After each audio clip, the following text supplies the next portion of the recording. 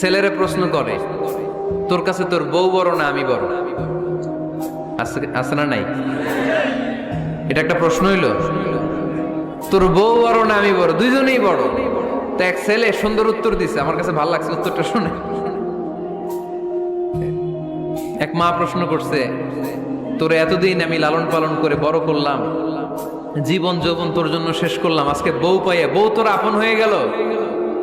এবার ছেলে উত্তর দিছে, মা, আমার মুখ থেকে মা ডাক শোনার জন্য তুমি কি কষ্টটাই না করছো জীবনে। 10 মাস আমারে পেটে ধারণ করলা, খাইতে পারো নাই, বমি করছো, খালি ওষুধ খাইছো, তোমার পেট কেটে আমারে বের করা হয়েছে, 2 বছর আমারে দুধ খাওয়াইছো, পেশাব পায়খানা পরিষ্কার করেছো। বয়স যখন 3-4 তখন তোমার আমি মা ডাকছি, এই মা ডাকটা শোনার জন্য তুমি এত কষ্ট করছো। আর আরেকবারের মাইয়া এই ঘরে আইসাই তোমার মা ডাকা শুরু করছে।